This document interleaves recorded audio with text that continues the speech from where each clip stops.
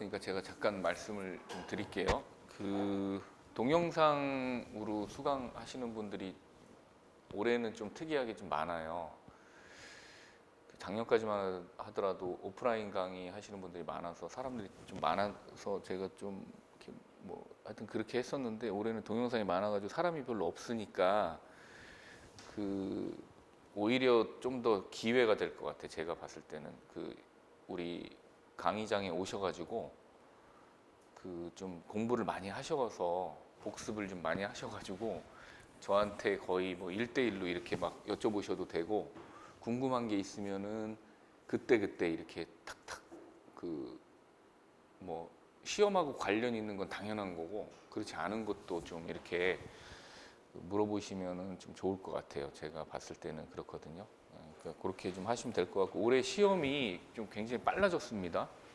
여기 잠깐 보시면은 1차 시험이 4월 9일이에요. 보통은 4월 한 20일 정도의 시험을 봤었는데 열흘 정도가 빨라졌어요. 열흘 정도 빨라졌고, 그 다음에 2차 시험도 마찬가지예요. 2차가 7월 23일 날 보고, 그 다음에 1차는 4월 9일 날 이렇게 시험을 봅니다. 지금 1차 시험 보시는 분들은 그 요번 강의 끝나고요. 우리 6주 강의 끝나고, 그 다음에 공부를 계속 하시겠지만 최소한 시험 보기 한 달 정도 전부터는 1차에만 이렇게 매진하시면 될 것 같아요. 1차에 매진하시고, 대신에 2차 과목 있죠. 2차 4과목 있잖아요. 4과목은 일단 1차 시험에 본격적으로 돌입하기 전까지 최소한 한 바퀴는 다 보셔야 돼. 4과목 전부 다요. 완전히 이해는 하진 않더라도 그 한 바퀴는 다 돌아가지고 이게 그냥 느낌이 이런 시험이구나, 이렇게 하면 되겠구나라고 하는 그 느낌 정도는 알고 계셔야 됩니다. 특히나 그 답안지를 이렇게 작성해야 되는구나라는 정도는 알고 계셔야 돼요. 내용을 완벽하게 할 수 없어요. 1차 시험 보기 전까지 2차 시험을. 그러니까 답안지를 이렇게 작성하는구나라는 정도, 그 다음에 이게 어떤 내용이구나라는 정도, 이렇게는 알고 계셔야 됩니다. 아시겠죠? 여유가 조금 없는 것 같아요. 올해는 시험이 워낙 빨라져가지고, 특히 2차 시험도 그 작년에 비하면 거의 한 일주일 이상이 빨라졌거든요. 그러니까 좀 그렇다고 마음을 너무 조급하게 하지 마시고, 그 일단 그냥 이렇구나라고 알고 계시면 될 것 같고요. 그 다음에 이번 강의는 그 제목이 이거예요. 사례 문제 마스터반입니다. 그래서 제가 기본 강의 시간에도 계속 말씀을 드렸는데, 우리 재산보험에서는 문제 유형이 크게 이렇게 한 3가지 정도입니다. 그래서 처음에는 제가 지금 말씀드리는 거는 그냥 이해만 하시면 돼요. 첫 시간이라서 제가 그냥 이런 거구나라는 걸 말씀드리니까. 첫 번째는 그 약술 문제가 있어요. 약술 문제. 약술 문제는 주로 이제 나오는 영역이 표준약관하고요. 표준약관하고 장애분류표. 그 다음에 그 특약이 있어요. 특약. 이 특약들은 뭐 상해보험 특약이나 내지는 질병보험 특약에서 주로 시험이 나오는데, 그 말 그대로 약술 뭐 이렇게 뭐를 써라, 뭐에 대해서 논해라, 뭐 이런 내용은 아니고, 표준 약관에 있는 내용들이나 그 특약에 있는 내용을 그대로 그냥 옮겨 적으면 되는 이런 스타일의 문제입니다. 근데 제가 여기 동그라미 친 표준 약관은 시험에 뭐 거의 100% 출제된다고 보시면 되고요. 그 배점은 한 10에서 20점 정도, 많게는 20점, 그리고 많게는 한 25점까지도 시험에 나와요. 암기를 많이 하셔야 됩니다. 암기를. 여기 부분 암기를 많이 하셔야 되는데, 이것도 그냥 무턱대고 암기하지 말고 이렇게 좀 이해하고, 요런 내용들, 요런 내용들. 그래서 이제 암기는 제가 좀 편하게 할 수 있도록 이렇게 알려드리니까 이렇게 알고 계시면 되고, 그다음 두 번째 유형이 이제 계산 문제예요. 계산 문제인데, 계산 문제는 일단은 무조건 나오는 데가 후유장애하고, 그 다음에 그 실손 의료보험 있죠, 그죠? 실손 계산하는 문제. 근데 이 과정을 이렇게 수강을 하면서 우리가 이해하고 그 답안지도 한번 작성을 한번 해보셔야 되는데 여기 그 실손 부분의 답안지 작성 부분하고요. 후유 장애하고 이렇게 답안지 작성 부분이 조금 굉장히 좀 다릅니다. 스타일이. 실손은 그 다음 주에 할 거예요. 다음 주에 할 건데 실손은 거의 이렇게 그 문제를 보고 날짜하고 발생된 비용을 딱 보고 바로 그냥 산식을 넣어서 푸는 스타일의 유형이라고 생각하면 되고요. 굉장히 좀 단순합니다. 여기는. 하지만 함정이 굉장히 많아요. 함정이 날짜 때문에 보상이 되고 안 되고, 그 다음에 또 뭐 공제 금액이 조금씩 막 차이가 있고 이래가지고 보상을 어떻게 하는지, 그 보험금을 어떻게 산정하는지가 좀 다르고요. 그 다음에 이제 후유 장애는 좀 생각을 좀 하셔야 돼요. 생각을. 일단은 기초가 되는 거는 장애 분류표를 마스터를 하시고, 그 다음에 보험 기간 중에 피보험자한테 신체에 어떤 장애를 입었다라고 했을 때 그 장애율을 산정을 해서 보험금을 계산하셔야 되는데, 그 장애율을 만드는 과정, 그러니까 만들다기보다는 장애율을 산출하는 그 기초 작업 있잖아요. 이 기초 작업에 조금 그 생각이 조금 요합니다. 근데 실손은 생각을 요하는 게 아니라 그냥 기계적으로 푸시면 되고. 무슨 얘기인지 아시죠? 네, 이렇게 하시면 돼요. 근데 뭐 어려운 건 하나도 없어요. 사실은 어려운 건 하나도 없는데, 이게 그 많이 안 써보시거나 내지는 이해를 잘 못하시고 단순하게 암기를 하시기 때문에 좀 어렵게 느끼시는 거거든요. 근데 그렇게 안 하려고 이 과정이 있는 거니까 이렇게 생각하시면 되고, 요거랑 그 다음에 그 사망보험금을 산정하는 과정, 사망보험금을 계산하는 거, 그 다음에 또 뭐 암보험금 계산하는 부분들, 몇 가지 유형들이 이렇게 있어요. 이렇게 한 하나, 둘, 셋, 네 가지. 저는 이제 한 네 가지 정도로 이렇게 나열을 하는데, 뭐 뒤에는 뭐 거의 나오진 않고, 이렇게 네 가지 중에서 제가 동그라미 친 후유장애하고, 그다음에 실손, 여기, 자 여기 빨간색으로 동그라미 친 표준약관, 후유장애, 실손, 여기는 시험에 100% 나옵니다. 올해도 무조건 나와요. 여기를 그 간과하시면 안 됩니다. 이해 가시죠? 그 다음에 이제 마지막 세 번째는요. 세 번째는 복합 유형이에요. 복합이라고 해서 뭐 이렇게 뭐 장황한 문제는 아니고, 여기 약술하고 약술 부분하고, 그다음 표준약관의 기초 작업하고 계산 문제를 이렇게 섞어놓은 유형이라고 생각하시면 됩니다. 1하고 2를 섞어놓은 유형이에요. 그래서 생각이 조금 필요해요. 이렇게 사례를 줘요. 사례. 언제 어떤 보험에 가입한 피보험자가 이런 사고가 발생이 됐다. 근데 고지의무를 막 위반하거나 또는 고지의무를 이행하지 않거나 내지는 고지의무를 해야 될 부분들이 쭉 나열을 해놓고 이게 고지 대상이 되는 건지 아니면 고지 대상이 되지 않는 건지, 또는 고지를 하지 않았는데 고지의무 위반에 해당되는지, 이런 경우에 보험 사고가 발생을 했어요. 그리고 나서 보험금을 계산을 해라 이렇게 문제가 나와요. 그러면 고지의무 위반 사항하고 인과관계가 있느냐, 제척 기간은 넘겼느냐, 보험금은 지급 책임이 있느냐, 이런 여러 가지 머리를 요하는 이런 문제들이 나오는데, 사실은 이것도 요 표준약관 있죠. 표준약관을 정확하게 이해를 하고 계시고, 그 다음에 계산하는 거는 굉장히 단순해요. 산보험은 뭐 후유장애 같은 경우에는 몇 프로 장애를 입었다 그러면 가입금액에다가 곱하기 장애율 이렇게 해가지고 지급. 사망보험금은 가입금액을 그대로 그냥 지급하면 되고요. 그죠? 그리고 우리 실손 같은 경우는 몇 월 며칠 날 발생된 비용에서 공제금액 빼고 또는 퍼센테이지로 곱해서 얼마 이렇게 하는 계산은 굉장히 단순합니다. 단순한데 이 기초 작업이 안 돼서 그래요. 표준약관을 정확하게 이해를 못해서 그런 거거든요. 그러니까 이런 작업들을 계속 할 건데, 일단은 오늘은 여기 지금 보시면 그 구성이 이렇게 돼 있어요. 1주차에 답안지 작성 요령 이렇게 돼 있고요. 그 다음에 여기 보면 또 3주차에 보면 우리 그 2주차에 보면 또 답안 작성 요령이 나오고, 여기 답안 작성 요령이 나와요.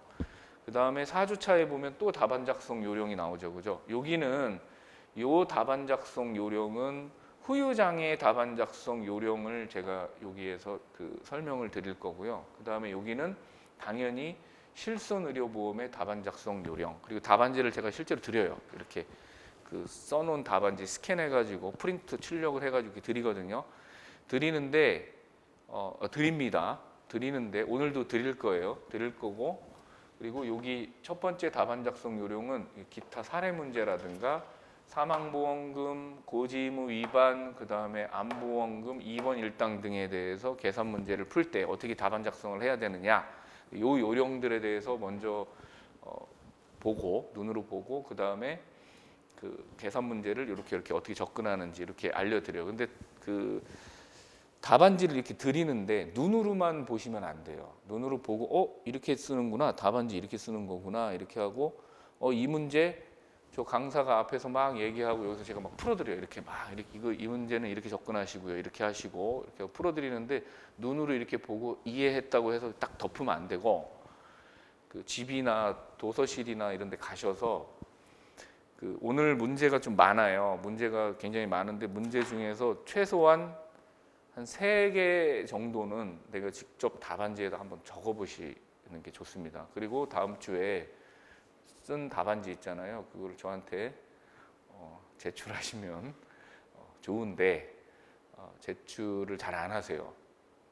근데 나중에 모의고사 때 가잖아요. 그러면 막 제출해가지고 제가 무조건 막 다 내라고 하거든요. 강압적으로. 안 내면은 막 뭐라고 해요. 그렇진 않고. 근데 일반적으로는 답안지를 좀 한번 자기 스스로 검토하는 것도 좋아요. 좋은데 다른 사람한테 이렇게 좀 보여줘서 지금 요렇게보다는 스타일을 요렇게 바꾸는 게 더 좋을 것 같다라고 해서 이제 나만의 답안지 양식을 빨리 정립을 시키는 게 좋습니다. 그래야 7월 언제죠? 19일인가요? 18일인가? 이때까지 이걸 쭉 가져가시면서 큰 틀이 변화가 없이 가져가시고서 시험장에 가서도 마치 우리 여기 강의실에서 시험 보는 것처럼 부담 없이 이렇게 보시는 게 고득점을 받는 방법이고, 제가 여기 지금 나열하는 이 약술 문제도 마찬가지지만 계산 문제도 마찬가지예요. 제 강의를 들었다라고 하면 제 목적은 이거예요. 목표는 여기 앞에는 뭐 이렇게 장황하게 막 이렇게 뭐 강의의 목표는 뭐 이거다 어쩌고 뭐 이렇게 적어놨는데 이건 다 쓸데없는 얘기고요. 제 목표는 이거예요. 아무리 제가 강의를 잘하진 못하지만 강의를 잘하고 문제를 굉장히 이렇게 막 잘 이렇게 문제를 만들어서 모의 문제를 드린다고 하더라도 실제적으로 우리 수강생 입장에서는 별게 필요가 없더라고요. 제가 지금 거의 한 7년, 8년 정도를 강의를 계속 하고 있는데 제가 느끼는 건 딱 그거 하나예요. 뭐냐면 이 문제 실제 시험장에 갔어요. 우리 7월 달에 시험장에 갔는데 문제가 나왔어. 근데 딱 보고 이 문제 나 이거 써본 건데 최소한 내가 2번 이상은 써본 거야 하고 연습하듯이 쓸 수 있는 게 가장 좋더라고요. 제가 봤을 때는. 그러면 제가 하라는 대로 이 문제 한번 풀어보세요.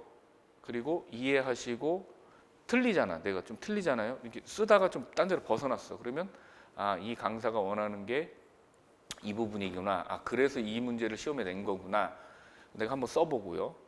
그 다음에 나중에 또 한번 복습하시면서 한번 더 써보고 최소한 2번.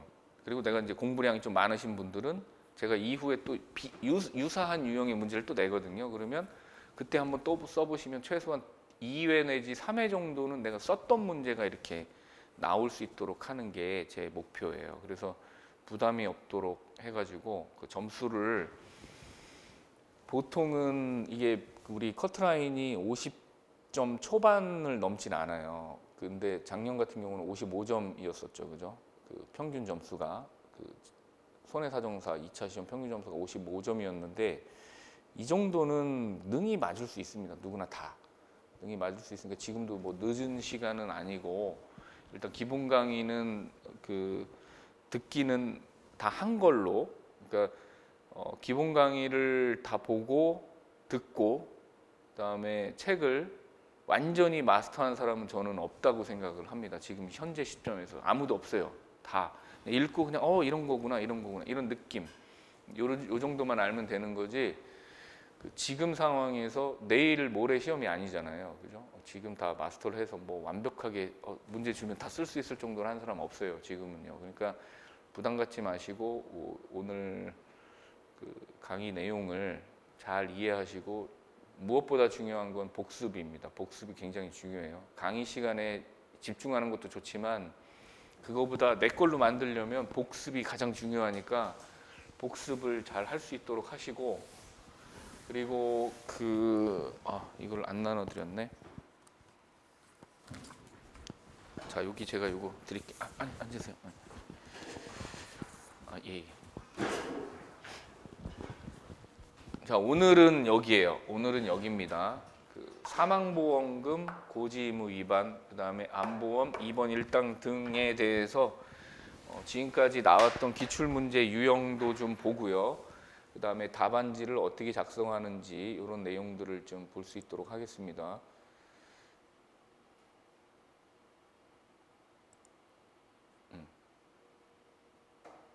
자, 우선은 여기 문제를 좀 보시기 전에요. 여기 문제를 보시기 전에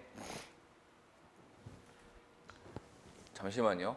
오늘 시험 처음 보시는 분 때문에 제가 요거를 먼저 프린트를 해달라고 해서 보여드리는 거예요. 우리 시험장에 2차 시험에 가잖아요. 그러면은 이렇게 답안지를 이렇게 줘요. 우선은 초안지를 줍니다. 초안지라는 걸 주고요. 이렇게 초안지 지금 다 가지고 계시죠, 그죠? 초안지 제가 우리 이미지는 올려드릴게요. 동영상으로 들으시는 분들은 초안지가 이렇게 주고, 그 다음에 답안지를 주는데, 답안지가 제가 이렇게 한 장짜리잖아요. 한 장짜리가 아니라 답안지는 어떻게 돼 있냐면, 자, 여기다 제가 그려드릴게요. 자, 초안지라는 거를 주고요. 그 다음에 똑같은 사이즈에 줄이 그어져 있는 답안지 이렇게 있죠, 그죠? 이렇게 답안지를 10장을 줍니다. 10장. 답안지 10장을 줘요. 지금 이 종이로 돼 있는 거를 이렇게 해서 위에 스테플러가 이렇게 찍혀 있어요. 이렇게 스테플러가 2개가 찍혀 있고, 앞에는 이렇게 표지가 이렇게 있습니다. 뚜껑. 그래서 제3보험 이론과 실무 답안지 이렇게 돼 있고, 이렇게 넘기잖아요. 그럼 이렇게 줄이 나와요. 10장을 주거든요. 시험 처음 보시는 분들은 아마 이게 답안지가 어떻게 되어 있는지 잘 몰라서 그럴까봐 제가 말씀드릴게요. 10장을 주고, 지금 제가 나눠드린 것처럼 뒷면은 없어요. 이렇게 뒷면은 없고 앞면만 있고요. 이렇게 쓰시다가 답안지를 쓰시다가 이렇게 넘기셔서 다음 장, 그다음 또 넘겨서 다음 장 한 면만 쓰시는 거예요. 이거를 10장을 줍니다. 10장을. 그죠? 그러면 이 답안지에다가 답을 적으셔야 되고요. 답안을 이렇게 쭉 적으셔야 되고, 이 초안지는 뭐냐면 답안지에 옮기시기 전에 그냥 뭐 중요한 내용들을, 뭐 핵심 내용들을 초안지에다 적고 그다음 답안지에다 깔끔하게 적을 수 있도록 주는 예비 종이라고 생각하시면 돼요. 한 장을 줍니다. 한 장을 준다라고 생각을 하시면 되고, 대신에 이제 시험 끝나시면은 이렇게 2개를 다 걷어가요. 우리 감독관이 시험지 주고, 그 다음에 신분증하고 이 사람 확인하고, 그 다음에 이렇게 2개를 다 걷어가고, 문제지를 또 주겠죠. 문제지는 A4 용지로 주는데, 제가 지금 나눠드린 것처럼 이렇게 A4 용지를 줍니다. A4 용지를 주는데 문제지는 안 걷어가죠. 그냥 가져가세요 이렇게 하고, 이렇게 2가지를 다 걷어가는데, 시험 채점은 초안지하고 답안지를 다 보진 않고 답안지 중심으로 해서 답안지를 제대로 적었는지, 핵심 내용들이 들어있는지, 답은 맞았는지 이렇게 채점을 한다고 생각하시면 됩니다. 자, 그리고 여기 우리 또 처음 강의 들으시는 분 때문에 제 개인정보 잠깐 오픈해 드릴게요.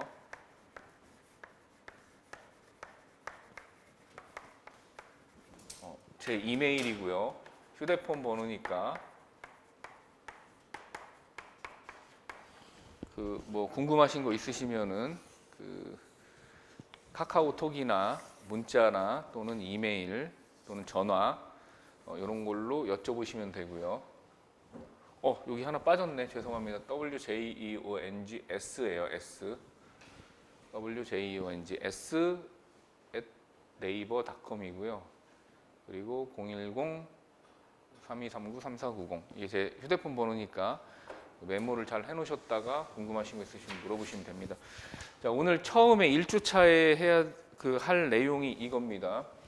사망보험금하고 암보험금, 그 다음에 기타 사례 문제에 대해서 이렇게 보시는데, 우리 1번 문제를 한번 볼게요. 아래의 경우에 각 보험 수익자에게 지급해야 할 보험금을 계산하시오. 10점 이렇게 나왔어요. 자, 계약사항이 종신보험이고 피보험자가 홍길동, 가입 금액이 9천만 원이고 사망을 하게 되면 보험 수익자인 상속인에게 사망보험금이 9천만 원을 지급을 합니다. 자, 근데 이제 가족사항이 보이고요. 그 보험금을 계산하세요 이렇게 했는데, 사실은 이 문제는 딱 봐도 아시겠지만 뭐예요? 사망보험금을 계산하는 문제가 아니라 우리 민법상 상속이 어떻게 되느냐를 물어보는 문제입니다. 그죠? 사망보험금은 그냥 끝났어요. 얼마예요? 9천만 원이죠.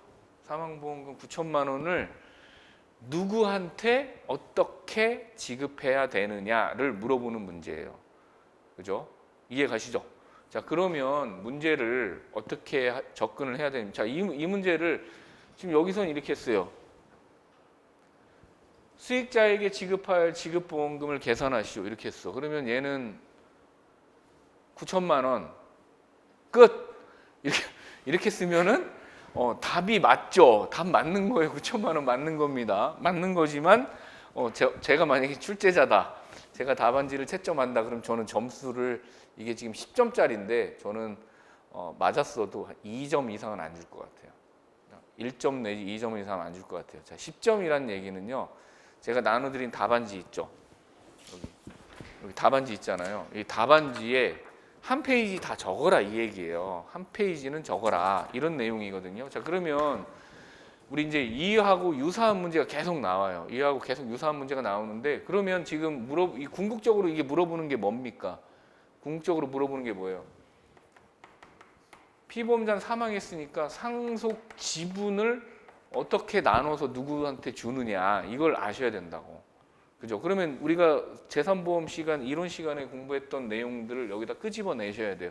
자, 답을 먼저 풀어볼게요. 답을 먼저 보실 때 제가 아까 초안지 드린다고 했죠. 그죠? 만약에 이런 유형의 문제가 나오잖아요. 이런 유형의 문제가 나오면 초안지에다가 그림을 그리세요. 그림을. 자, 어떻게 그리냐면 이렇게 그리시면 됩니다. 피보험자의 사망으로 인해서 보험 수익자한테 사망보험금을 지급할 때는 피보험자를 항상 가운데다 두세요. 피보험자. 홍길동을 항상 가운데다 두고요. 홍길동이죠, 피보험자가. 그죠? 가운데다 두고 홍길동의 배우자는 옆으로, 그 다음에 부모는 위로, 그 다음에 자녀는 아래로, 이렇게 그림을 그리십시오. 그 홍길동의 배우자 A가 있대요. 자, 가족관계를 보니까 이렇게 돼 있죠. 그죠? 홍길동의 배우자 A, 그 다음에 홍길동의 자녀가 B, C, D가 있습니다. B하고 두 사이에 C하고 D가 이렇게 있어요. 자, 이렇게 그리시면 됩니다. 이렇게 그리시면 되고요.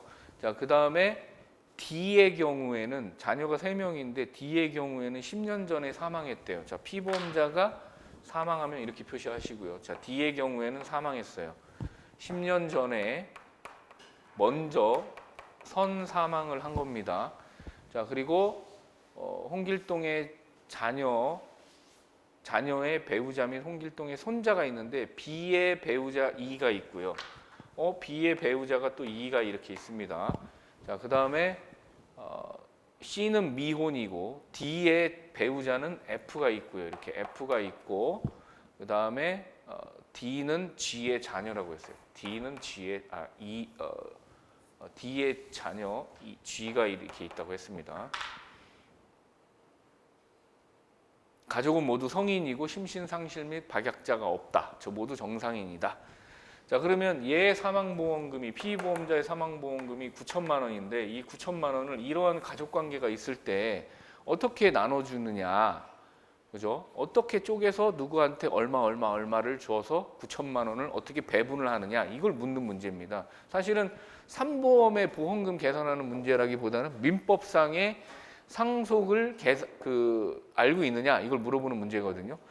근데 이 문제가 지금까지 기출이 굉장히 많이 됐어요. 여러 번 문제가 됐는데, 자, 보시면 일단 이걸 푸시려면 뭘 알아야 돼요? 상속에 대해서 순위를 알고 계셔야 됩니다. 상속의 순위. 상속 순위 알고 계시죠? 그죠? 어떻게 돼요? 직계, 비속이 1순위고요. 자, 1순위는 직계, 비속. 자, 2순위는 직계, 존속이고, 자, 3순위는 형제 및 자매가 3순위고, 4순위는 사촌 이내의 혈족이죠. 그죠? 반계, 혈족 이렇게 되는데, 여기는 딱 보면 아시겠지만 피보험자를 중심으로 직계, 비속들이 이렇게 있어요. 그죠? B, C, D도 비속이고 G도 비속입니다. 그죠? 근데 누가 더 먼저 상속 지분을 가져요? G보다, 손자보다는 누구? 자녀가 더 근친, 가깝기 때문에, 그죠? 누구한테? 사망자한테 가깝기 때문에 이 사람들이 먼저 받죠. 그죠? 그러면 1순위가 누가 돼요? B와 C와 D가 1순위자죠. 그죠? 1순위자입니다. 그래서 상속 지분을 알고 계셔야 되고, 상속 지분을 아니까 비속들이 다 있네. B, C, D가 있네. 그 다음에 여기서 파생되는 게 하나가 있어요. 뭐 있어요? 두 번째 뭐가 있습니까? 대습상속이라는 게 나와야 돼요. 대습상속. 상속 순위자 중에서 결격자가 있죠. 한 명이. 그죠? 누가 있어요? D가 있습니다. 왜? 먼저 죽었죠. 피보험자가 사망하기 전에 10년 전에 먼저 사망을 했어요. 그러면 10년 전에 사망을 하게 되면 이 사람한테는 보험금을 줄 수가 없으니까 어때요? 원래는 못 받죠. 원래는 못 받습니다. 원래는 못 받는데 어떻게 돼요? 이 사람한테, 이 사람을 중심으로 누가 있는 겁니까? 배우자와 자녀가 있기 때문에 이 사람 지분만큼 그 배우자 자녀한테 다시 상속이 됩니다. 그래서 대습상속이라고 합니다. 이거를 이해가시죠? 그러면 쟁점이 상속 순위를 아느냐, 그 다음에 대습상속이 쟁점이에요. 대습상속에 대해서 너 어떻게 하는지 알아? 이걸 묻는 겁니다. 그래서 이걸 적어주고요. 그 다음에 마지막 세 번째는 어떻게 하면 돼요? 보험금을 순위별로 계산해서 지급하면 돼요. 그죠? 이게 목차입니다. 이러한 유형의 문제가 나오잖아요. 그러면 이게 목차예요. 1.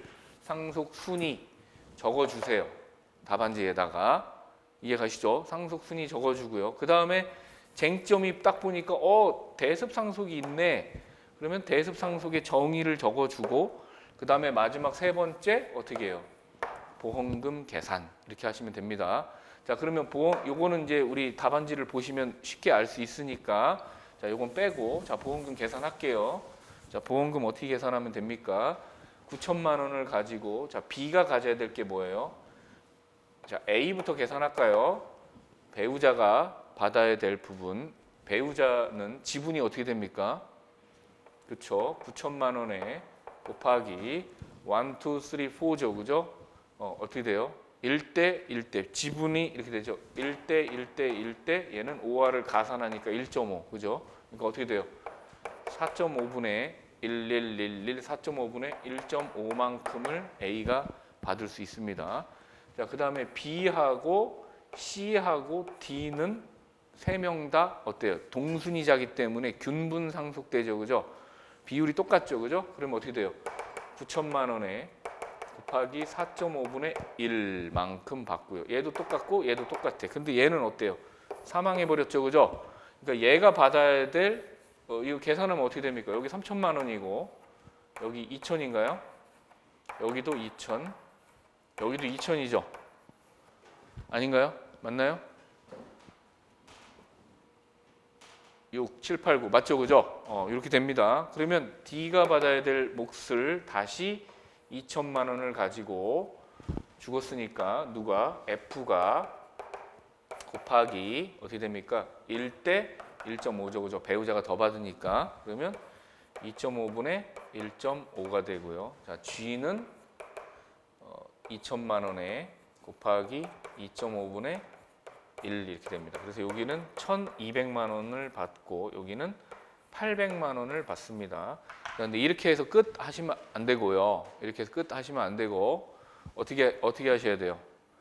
계산을 다시 해보셔야 됩니다. 이렇게 2천만 원, 2천만 원, 2천만 원, 3천만 원 해서 9천만 원이 되는지, 만약에 여기에서 답이 좀 틀려, 이상하네, 왜 1천만 원이 더 나갔지, 1천만 원이 덜 나갔지, 그러면은 뭔가 잘못된 거예요. 그럼 다시 피드백을 하셔야 돼요. 그리고 이렇게 손으로 또는 눈으로 이렇게 계산을 해서 답이 딱딱 떨어져야 되는데 떨어지지 않잖아요. 그럼 뭔가 잘못된 거예요. 틀린 거예요. 계산기를 주지 않죠. 그죠? 계산기를 주지 않습니다. 자, 1번 문제 이해하세요? 이해하세요? 그죠? 답안지 어떻게 쓰는지 아세요? 어떻게 써야 돼요? 1. 상속순위. 2. 상속순위 또는 상속지분. 이렇게 쓰시면 되고요. 이거 이렇게만 쓰면, 제가 지금 여기 이게 답인데 이렇게만 쓰면 그 답안지에다 반장도 안 되잖아요. 반장도 안 되니까 이렇게 하지 말고, 우리 10점을 다 득하려면, 10점 다 맞으려면, 내가 아는 문제 나왔잖아요. 그죠? 그럼 10점 다 맞으려면 어떻게 해야 돼요?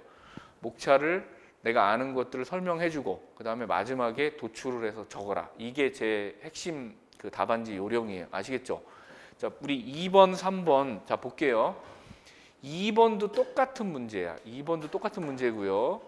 자, 3번도 거의 똑같은 문제예요. 3번도 거의 똑같은 문제인데 막 뭐가 잔뜩 나와 있어요. 뭐 이런 사고 경위라든가 막 이런 게 막 나와요.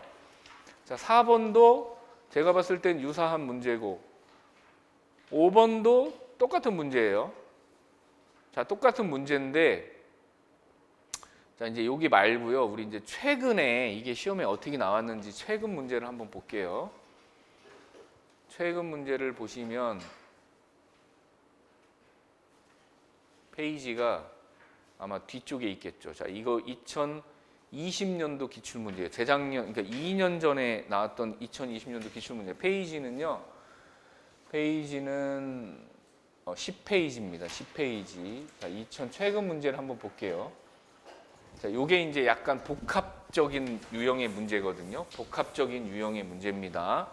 자, 답은 제가 다 타이핑을 하거나 손으로 써서 제가 다 드려요. 그러니까 답을 보지 마시고 어떻게 하셔야 돼? 이해를 하셔야 됩니다.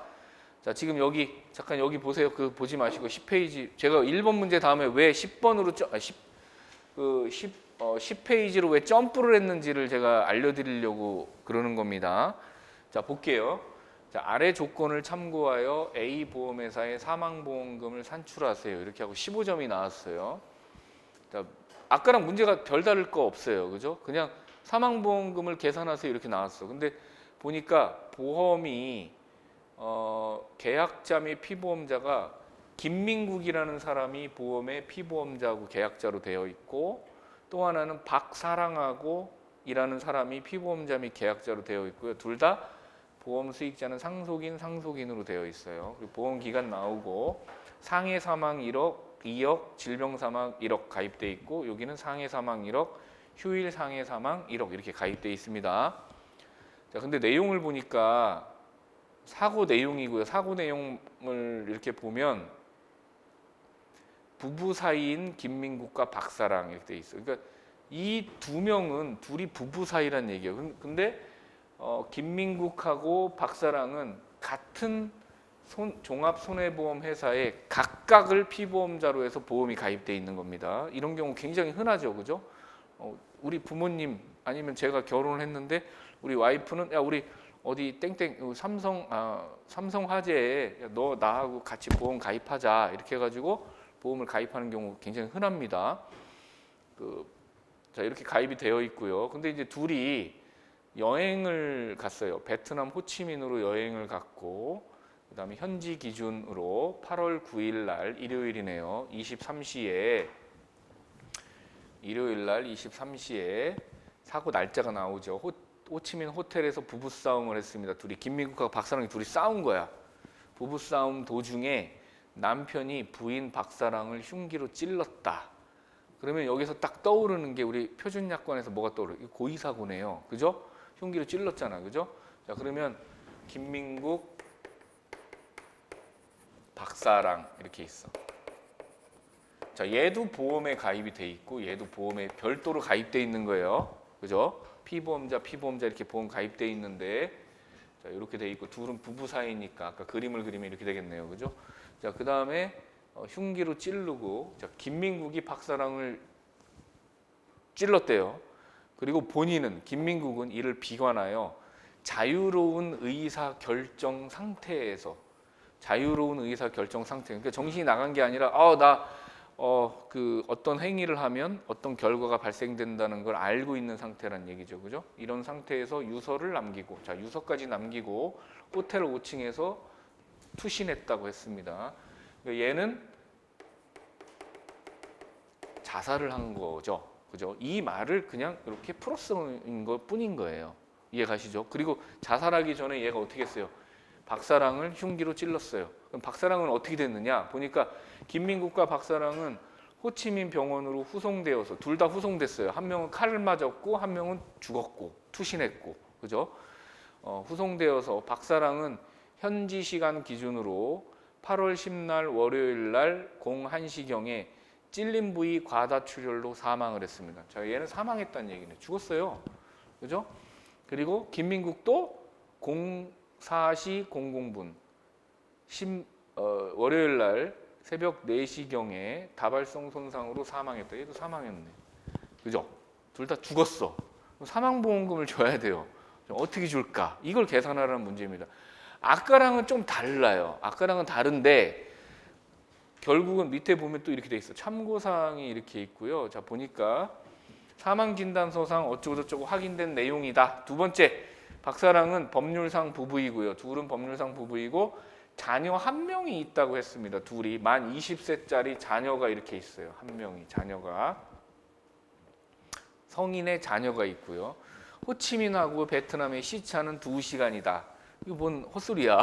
이거 아무 쓰잘데기 없는 내용이죠. 자, 왜요? 왜 그럴까요?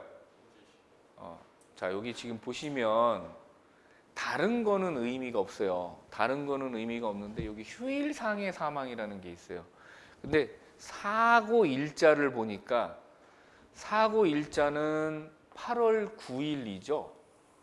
8월 9일이에요. 그죠? 사고 일자가 8월 9일 언제입니까? 일요일이에요. 일요일. 휴일이죠. 휴일이에요. 휴일 날 박사랑이 김민국한테 칼을 맞았습니다. 즉 사고가 발생한 시간이고요. 그다음에 뒤에 보면 사망 시간이 나와요. 사망 시간은 월요일이야. 자, 기준은 뭡니까? 상해 사고에서 기준이 되는 시간은 사고 일자 기준입니다. 그래서 제가 기본 강의 시간에도 말씀드렸죠. 그죠? 교통사고가 오늘 일요일이잖아요. 오늘 났어. 오늘 밤에 11시에 났어요. 교통사고가. 그리고 나서 꽝 발생돼가지고 뇌출혈이 생겼어. 그래서 병원으로 후송됐어. 119 신고해가지고 병원에서 막 심정지가 와가지고 막 심폐소생술 살려놨어요. 심장이 뛰어. 그래서 병원에서 치료를 받았어요. 뇌출혈이니까 막 수술하고 이렇게 하고선 다음 날 죽든 일주일 후에 죽든 간에 이 사람은 사망 일자는 언제입니까? 오늘인 거예요. 이해 가시죠? 상해 사망에서의 기준이 되는 시간은 사고 일자 기준인 겁니다. 이해 가시죠? 그것도 무슨 사고? 현지, 휴일 상해 사망 특약에서는 현지 시간 기준으로 합니다. 사고 발생지의 표준시를 기준으로 한다. 대한민국하고 시차니 뭐니 이런 멍멍이 소리는 필요 없다. 이해 가시죠? 자, 그럼 이 담보가 적용이 됩니까? 안 됩니까? 박사랑한테는 담보가 적용이 되는 겁니다. 이해 가시죠? 담보가 적용이 돼요. 그죠? 자, 그러면 여기서 쟁점들이 제가 지금 딱 보니까 쟁점들이 굉장히 많아요. 우선 조금 아까 1번 문제 하면서 봤던 지금 법정 상속인으로 되어 있기 때문에 얘를 죽였다 하더라도 얘 보험금은 얘가 받고요. 얘가 죽으면 얘가 살아있으면 같이 1대1로 쪼개서 받지만 어쨌거나 자녀가 지금 둘 다 죽었으니까 같이 받을 것 같아요. 자녀가. 이해 가시죠? 자녀가 다 받을 것 같습니다. 자, 이 지분을 계산하라는 문제 그 다음에 고의 사고에서의 보험금 지급 처리 문제, 그죠? 그 다음에 휴일 사고에 대해서 저 특약의 적용 문제, 그 다음에 또 뭐 있어요? 피보험자가 또 사람을 죽이고 자유로운 의사 결정 상태에서 지가 투신해가지고 죽었을 때 자살의 경우에 보험금을 어떻게 처리하는지 이런 부분들이 있습니다. 그죠? 여러 가지 문제가 있어요. 복합적인 문제죠. 그죠? 자, 그럼 이 얘를 해결하려면 일단 제가 지금 쟁점 사항들 있잖아요. 이거를 쭉 나열을 해주시고 하나씩 하시면 돼. 하나씩. 어려워하지 말고요. 자, 하나씩 하시면 됩니다. 자, 볼게요. 먼저 박사랑의 보험금을 어떻게 처리하는지를 먼저 보겠습니다. 칼 맞은 사람을 먼저 볼게요. 박사랑. 자, 박사랑의 경우에는 자, 김민국은 배우자니 뭐니 이런 거 다 빼고요. 다 빼고 이런 거 생각하시면 안 돼요. 형사 사건에서 특히 이런 거 생각하시면 안 됩니다. 자, 박사랑은 죽었어요? 안 죽었어요? 죽었죠. 일단은 사망을 했습니다. 사망을 했고요. 그 다음에 이 사망의 유형을 보셔야 돼요. 김민국이 자기를 찔렀어. 그죠? 김민국이 배우자든 자기 자녀든 뭔 상관이에요. 이 사람 박사랑이 피보험자인 상태로 봤을 때는 자기는 고의적으로 제가 칼을 맞은 거예요? 아니죠. 그죠? 급격하게 칼을 맞은 거죠. 그죠? 자, 우연하게 맞았어요. 난 죽고 싶지 않았어. 근데 제가 날 찔렀어. 그럼 내 입장에서는 우연하게 그냥 맞은 거야, 칼을. 그죠? 그 다음에 칼을 맞아가지고 과다출혈로 죽었어요. 그 외래에 의한 거예요? 아니면 내부적인 뭐 장기에 문제가 생겨가지고 그런 겁니까? 아니죠. 급격, 우연, 외래의 상해 3요소를 다 충족합니다. 그래서 얘는 뭘 받아야 돼요? 상해, 사망, 이거에 직접 직접 원인으로 사망했기 때문에 상해 사망보험금을 받아야 돼요. 박사랑은. 이해가시죠? 그죠? 그리고 상해 사망이 언제 발생됐습니까? 상해 그 사고가 일요일 날 발생됐죠. 그죠? 현지 시간 기준으로 일요일 날 발생됐기 때문에 휴일 상해 사망도 받아야 됩니다. 여기 얼마예요? 1억, 1억. 그래서 합 2억을 보험금을 받아야 돼요. 어디? 보험회사로부터. 이 보험. 박사랑이 가입한 이 보험회사로부터 2억 원을 받을 수가 있어요. 근데 이걸 누구한테 주느냐? 당연히 얘하고 얘한테 주겠죠. 그죠? 얘하고 얘한테 줍니다. 얘하고 얘한테 주는데 얘는 줘요, 안 줘요? 안 주죠. 왜? 고의 사고를 유발한 사람이잖아. 박사랑을 죽인 사람이잖아요. 흉기로. 그러면 우리 이렇게 표준약관에 보면 면책사항이 있어요. 면책사항을 볼게요. 면책사항 어떻게 돼 있냐면 이렇게 돼 있죠. 그죠? 피보험자의 고의 면책, 계약자의 고의 면책, 그죠? 그 다음에 또 누가 있어요? 보험 수익자의 고의 면책. 자, 보험 수익자, 피보험자의 고의는 자기가 스스로 이렇게 칼로 찌르거나 목을 매거나 이런 걸 얘기하는 거고요. 수익자의 고의는 수익자가 다른 사람일 경우를 얘기해요. 그죠? 지금처럼. 얘 아니면 얘잖아요. 그죠? 얘가 죽으면. 이 수익자의 고의, 계약자의 고의는 박사랑이 지금 계약자이면서 피보험자이면서 계약자죠. 그죠? 근데 계약자는 자기의 고의예요, 아니에요? 아니기 때문에 얘는 관련이 없다. 피보험자의 고의인데 그 옆에 뭐가 있어요? 단서가 있죠. 그죠? 단서가 있어요. 뭐라고 되어 있습니까? 자유로운 의사결정을 할 수 없는 상태에서 스스로 자신을 해친 경우에는 그러하지 아니하다. 즉 뭔 얘기야? 보험금을 지급한다는 얘기죠. 그죠? 이해가시죠? 그다음 얘는 어떻게 되어 있어요? 수익자의 고의는 다만 어떻게 되어 있습니까? 다만 수익자가 여러 명인 경우에, 그죠? 수익자가 이렇게 지금처럼 여러 명인 경우에 그 수익자의 고의에 대한 부분만 보상하지 않고 나머지는 보상한다. 이렇게 돼 있어요. 그럼 얘는 계약자가 아니기 때문에 빠져나가고요. 피보험자의 고의 아니죠. 그죠? 빠져나가죠. 그죠? 근데 누구의 고의야? 수익자, 일부 수익자의 고의 사고잖아요. 얘가 얘를 죽이지 않고 제3자가 얘를 이렇게 칼로 찔렀다. 그리고 얘가 붙잡혔다. 그럴 경우에는 당연히 얘가 받죠. 그죠? 어떻게 받아요? 1.5 대 1 이렇게 받잖아요. 받는데 얘가 제3자가 얘를 죽인 게 아니라 누가? 보험금을 받을 사람이 1.5만큼의 지분이 있는 놈이 얘를 죽여버렸어. 그죠? 보험금을 받으려고 죽인 건지 아니면 뭔지 모르겠어요. 어쨌거나 이렇게 칼로 찔러서 부부싸움 중에 홧김에 죽인 것 같아요. 제가 봤을 때는. 어쨌거나 이렇게 죽여버렸잖아요. 그러면 얘가 받을 몫만 면책이다 이겁니다. 얘가 받을 몫만. 이해 가시죠? 그러면 누구? 자녀가 받을 1만큼의 지분을 건들면 안 된다는 거잖아요. 이해 가시죠? 이해 가시죠? 그럼 계산이 어떻게 돼요? 자, 계산을 해볼게요. 박사랑이 받아야 될 보험금은 어떻게 됩니까? 이렇게 되겠네요. 자, 김민국이 받아야 될 원래 몫이 얼마? 2억이죠. 1억, 2억 해서 2억에 곱하기 2.5분의 1.5인데 이거는 뭡니까? 면책입니다. 보상하지 않죠. 그죠? 고의사고 면책 조항에 의해서 보상하지 않습니다. 그 다음에 두 번째, 자녀가 받아야 될 거는 2억에 곱하기 2.5분의 1만큼을 받습니다. 보험회사는 2억을 다 주지 않고 자녀한테만 이 지분만큼만 지급하면 된다. 왜? 얘 고의사고이기 때문에. 이거를 답안지에 적어주셔야 된다고. 그럼 적으려면 뭐 적어야 돼요? 아까 제가 얘기했던 거 상속 지분하고, 여긴 대습 상속이 아니죠. 대습 상속 쓸 필요가 없고요. 상속 지분 및 상속 순위 적어주시고, 그 다음에 아까 제가 얘기했던 고의의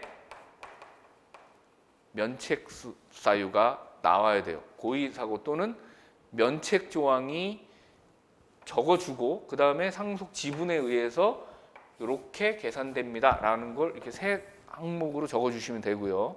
이해 가시죠? 이해 가시죠? 적으실 수 있겠어요?